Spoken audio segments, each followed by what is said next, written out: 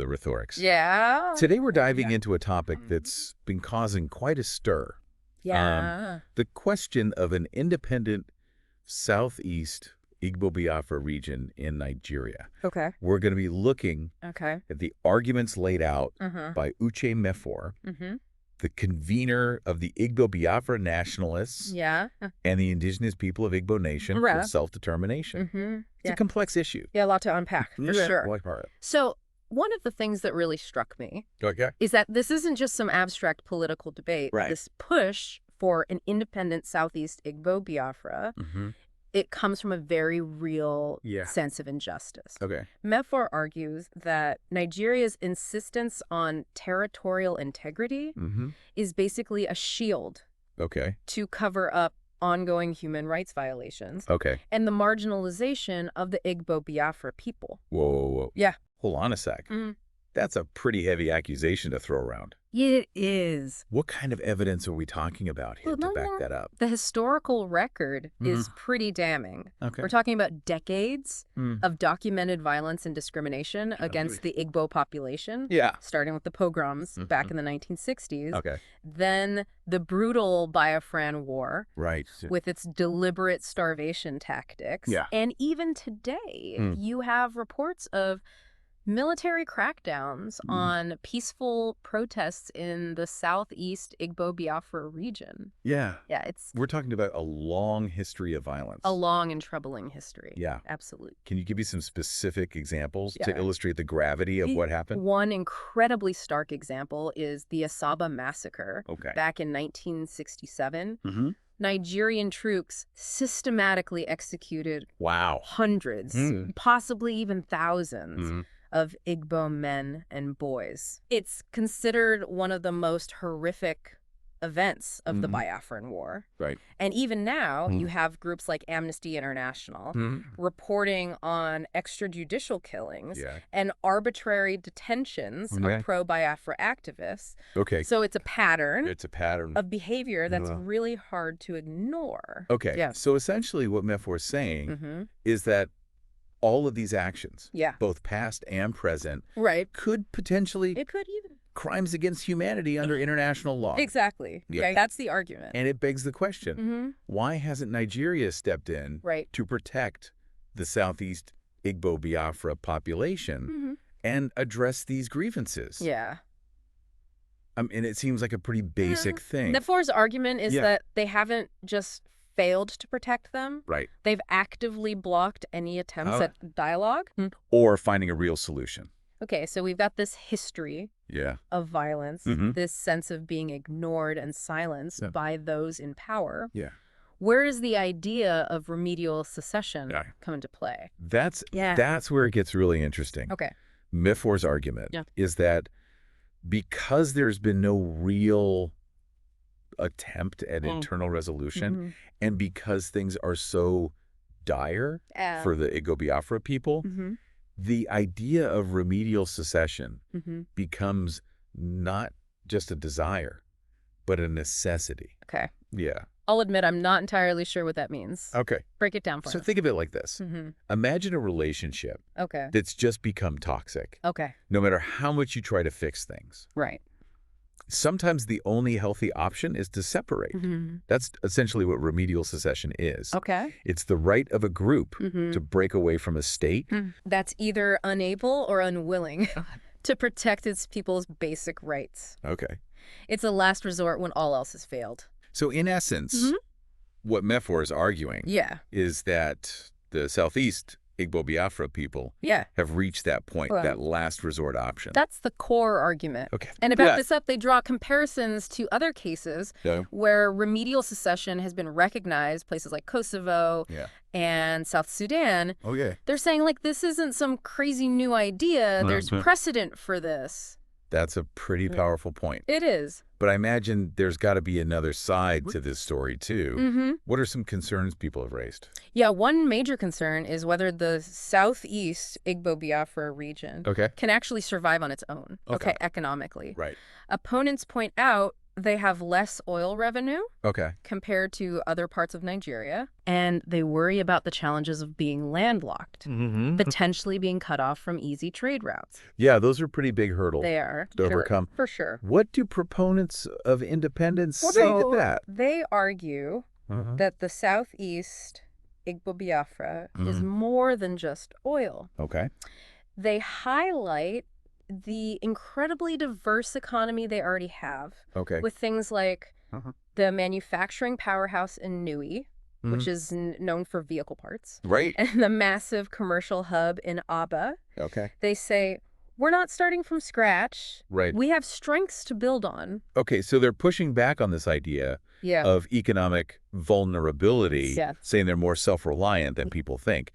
What about being landlocked?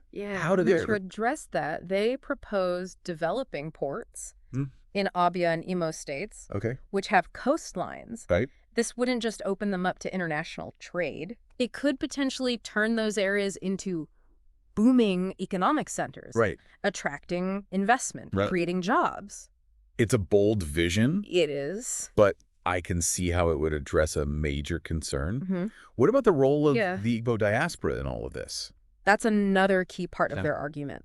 They see the Igbo diaspora, which is known for its entrepreneurial spirit and success all over the world, as a major asset. They believe that they can bring in investments, send money back home, remittances, and offer expertise to help build up the Southeast Igbo-Biafra.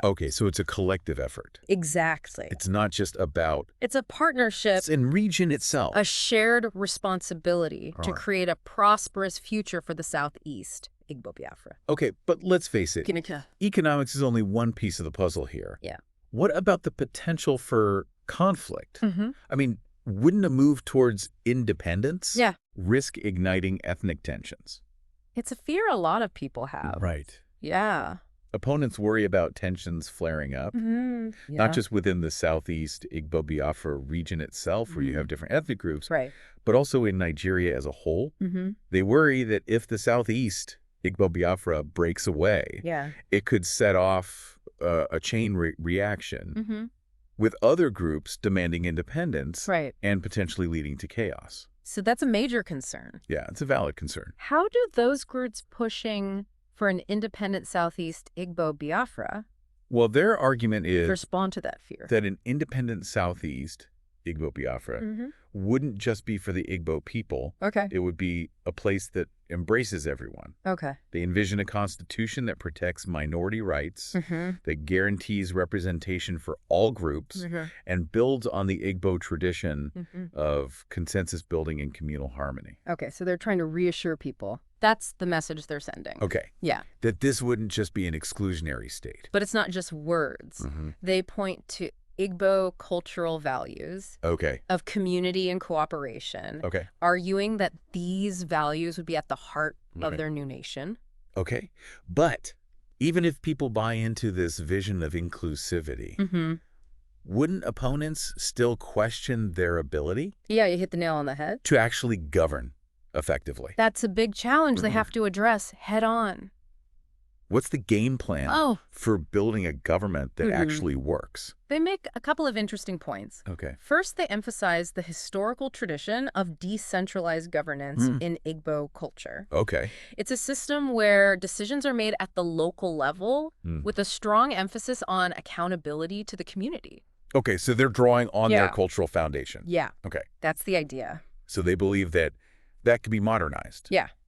They believe this tradition can be adapted to create a truly transparent and accountable government in an independent Southeast Igbo-Biafra. But it's not just about relying on those cultural values. They're not naive. They also recognize the need to learn from others. They say they can draw on the expertise of the Igbo diaspora, who have experience working in well-functioning systems all over the world. So plus, they can look to successful models in other countries, potentially adapting those models. So it's a mix of heritage, international best practices. It's a blend of approaches. But we've got to talk about the elephant in the room here. Got it. International recognition. That's arguably the biggest hurdle they face. It's one thing to declare independence.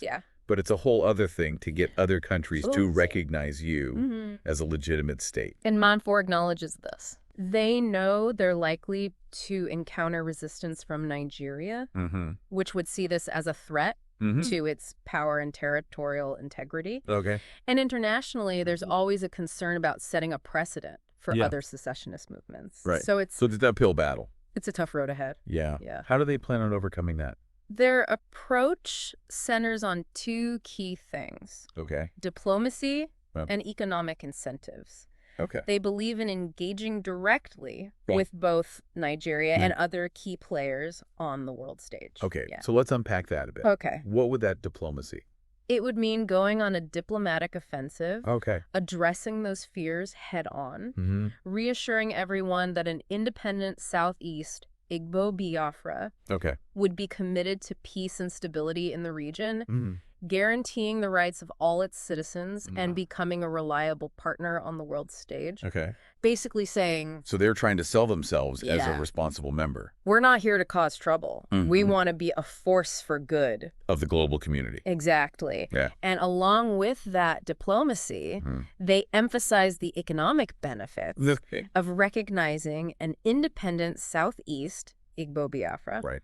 They talk about the potential for trade, access to resources, a stable business environment. Right. They're basically saying, this isn't just about politics. Okay. It's about creating a win-win situation for everyone. So they're making a business case for independence. Yeah. Okay, I get it. I'm sure opponents would still have their doubts. But what about the idea that secession would actually weaken Nigeria as a whole? That's the million-dollar question, and it sparks a lot of debate. Supporters of an independent Southeast Igbo-Biafra offer a pretty interesting counter-argument. They suggest that this idea of a unified Nigeria is actually more of an illusion than a reality. Okay. They point to the deep ethnic, religious, and regional divisions that have plagued the country for decades. Okay. They argue that forcing everyone to stay together might actually be more destabilizing in the long run. So are they implying that true unity comes from recognizing differences and allowing for... And allowing for greater autonomy. Yeah, a little bit of breathing room. Yeah. That maybe separation, yeah, while painful, that's the essence of their argument. Could lead to a more stable...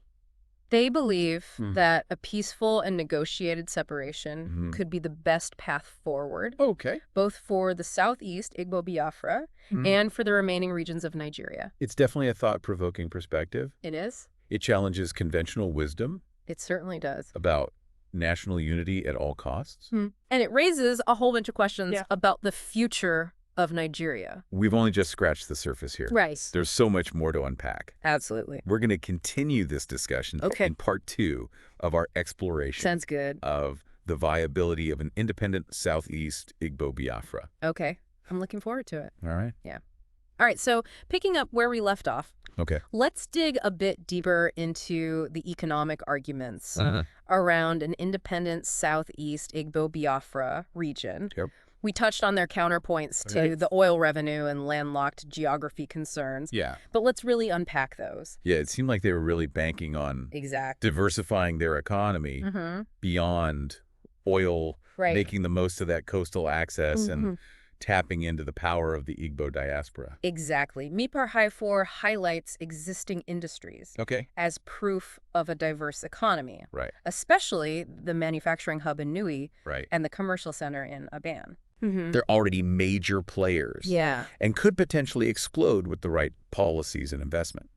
It's like they're saying, hey, we're not starting from zero here. Right. We've got a solid base to build on.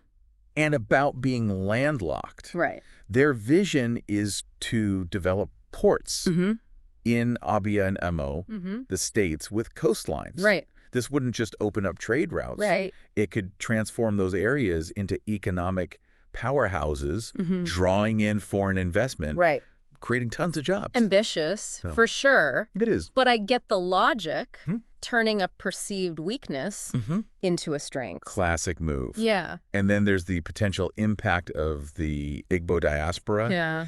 Miafor paints this picture of a globally successful community with deep ties to their homeland.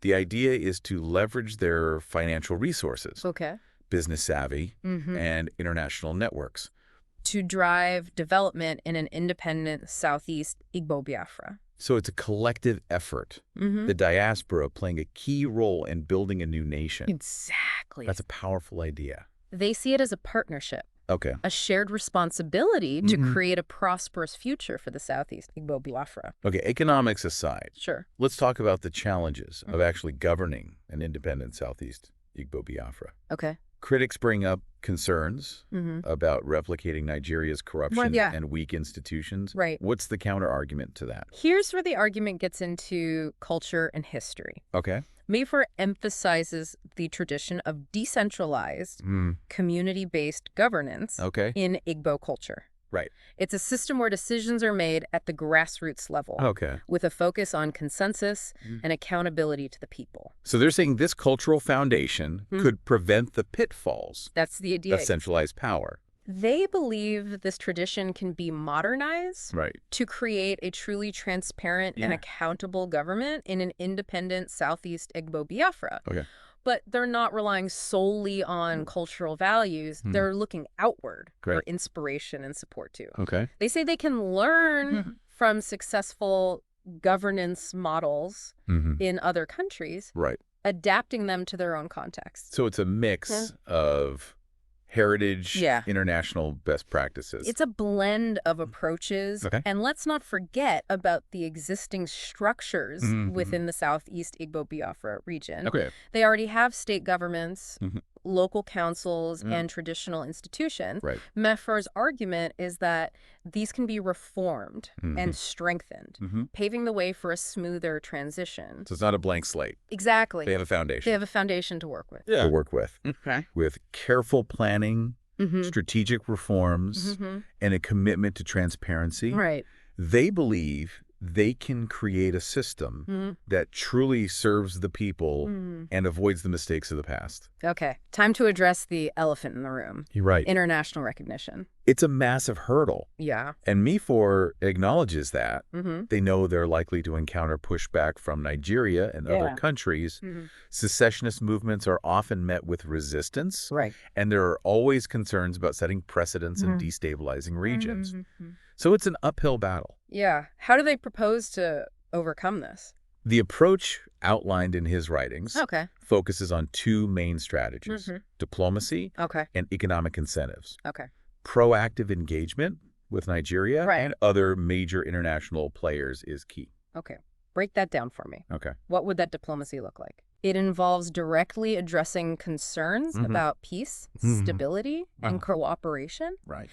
It means emphasizing their commitment to peaceful coexistence with Nigeria and the surrounding regions, guaranteeing the rights of minorities in the Southeast, Igbo-Biafra, and making sure they don't become a haven for instability or conflict. So reassuring everyone that an independent Southeast, Igbo-Biafra, would be a responsible player on the global stage. And alongside diplomacy, they highlight the economic perks of engaging with an independent Southeast Igbo-Biafra, trade opportunities, access to resources, a stable business environment. So they're making a business case for independence, showing that it could be mutually beneficial. They believe that demonstrating their economic potential and commitment to good governance can win over skeptics and build strong international relationships. Okay, we've covered a lot, but there's one more argument from opponents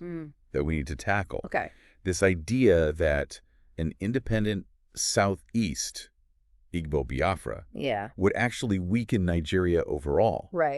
What about the loss of territory, the economic hit? How do they respond to that? It's a complex argument. And Miafor presents a pretty nuanced counterpoint. He suggests that Nigeria's current unity is more of an illusion Deep ethnic, religious, and regional divisions have fueled conflict for decades, forcing the Southeast Igbo-Biafra to stay within a system that ignores their grievances, might actually worsen these divisions and create even more instability down the line. So they're saying true unity sometimes means acknowledging differences and allowing for more autonomy. That's the gist. They believe a peaceful and negotiated separation could be the best route to stability and prosperity for both the Southeast Igbo-Biafra and the rest of Nigeria, allowing each entity to focus on its own needs and development, potentially leading to more genuine cooperation later on. It's a thought-provoking perspective. It definitely does. It challenges this idea of national unity at all costs. And it raises a ton of questions about the future of Nigeria and the region as a whole. We've done some serious unpacking in this part of our discussion. We have. But there's still more to explore. Absolutely. Join us for part 3. Okay. As we delve into historical precedents for secession, the potential challenges of transitioning to independence, and the broader implications of the Southeast Igbo-Biafra's quest for self-determination. All right, so in this final part of our exploration, we're going to zoom out a bit and look at the Southeast Igbo-Biafra's bid for independence in a broader historical and international context. We've talked economics, we've talked politics, but what about historical precedents? Absolutely. Have there been other situations where regions have successfully broken away? Yeah. And Memphor draws heavily on these examples to strengthen his case.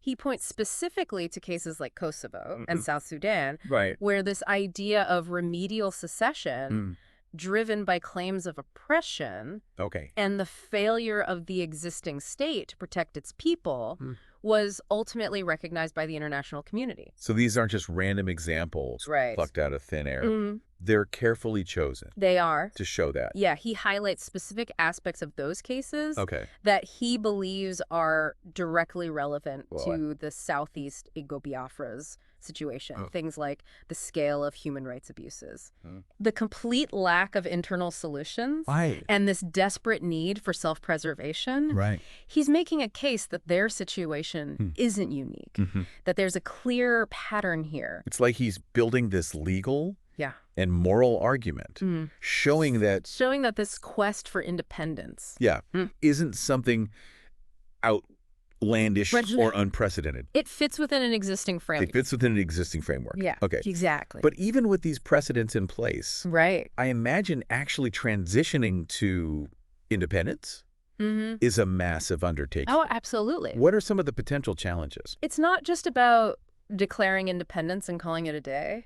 It's about building a functional state from the ground up. And that comes with a whole host of challenges. Memphor acknowledges these challenges head on and offers some potential solutions. Let's get into the nitty-gritty. What are some of the biggest hurdles? One of the most fundamental challenges is establishing clear borders that are recognized internationally, especially since you're likely to have some areas that are disputed or have mixed populations. Memphor proposes a phased approach, starting with a period of autonomy within Nigeria to negotiate these boundaries peacefully and fairly. So a gradual negotiated transition rather than a sudden and potentially chaotic break. They see this as crucial for smooth transition. And then there's the enormous task of creating credible and effective institutions. Everything from a court system and a police force to a central bank and regulatory bodies. Essentially building an entire government. Essentially, from scratch. It's literally building a country from the ground up. It is. It's a daunting prospect. But they believe that by drawing on the expertise of the Igbo diaspora, learning from other countries that have gone through similar processes and reforming existing institutions within the Southeast Igbo-Biafra, they can create a system that works for them. Again, it's this multi-pronged approach. combining internal resources with external support and best practices from around the world. But even with all of that, can we talk about economic stability? You're absolutely right. That's another major challenge. Wouldn't they need to hit the ground running to ensure a functioning economy, manage their resources responsibly, and establish trade relationships quickly? And that's where their focus on developing their coastal areas and tapping into the diaspora's economic power comes in. He touched on that earlier. Those are key parts of their strategy. Along with diversifying their industries, attracting foreign investment, and potentially joining regional trade blocs like the ECOWAS. They're thinking long-term, aiming to build that's the goal. A sustainable economic foundation. It's not just about survival. It's about thriving. Okay, so we talked about the challenges. What about the opportunities? So what's the upside here? For the Southeast, Igbo-Biafra. What's the vision? So for those who support independence, the potential upside is enormous. They envision a future where the Southeast, Igbo-Biafra, is in control of its own destiny, free from what they see as the corruption and marginalization of the Nigerian state. They believe that by harnessing their own resources, their entrepreneurial spirit, and the incredible talents of their people, they can create a truly prosperous and equitable society. So it's not just about independence as an end in itself. It's about building a better future for themselves and generations to come. It's about self-determination. Yeah, it's about self-determination. Or just in a political sense? Not just in a political sense. But in an economic and social sense as well. It's about taking control of their own narrative and shaping their own future. It's a powerful and compelling vision. It is. But it's also important to acknowledge that not everyone buys into this. Of course. There are people, both within Nigeria and internationally, who have strong reservations. There are opposing viewpoints, and the path to independence, even if it were to happen, would be incredibly complex and fraught with challenges. It's a decision with huge implications for everyone involved. Well, I think we've done a pretty thorough job. I think so. Unpacking this complex issue, exploring the arguments for and against, the potential challenges and opportunities, and the historical and international context. As we wrap up our exploration, what's the main takeaway? I think the most important takeaway is that this isn't a simple issue with easy answers. There's no black and white here. It's a deeply nuanced debate with strong passions on both sides. The quest for an independent Southeast Igbo-Biafra is fueled by historical grievances, claims of systemic injustice, and a deep-seated desire for self-determination. But it also comes with significant risks and potential downsides. It's crucial to engage with these arguments thoughtfully, to understand the historical context, and to really consider the potential consequences for everyone involved. Well said. And as Uche Mefor's arguments remind us, this debate ultimately boils down to some fundamental questions about human rights, self-determination, and the responsibility of a state to protect its people. These are questions that resonate far beyond the borders of Nigeria. And have implications for how we think about nationhood, identity, and the pursuit of a just and equitable world. Thank you for joining us on The Rhetorics as we explored this complex and vital issue. It's been a pleasure.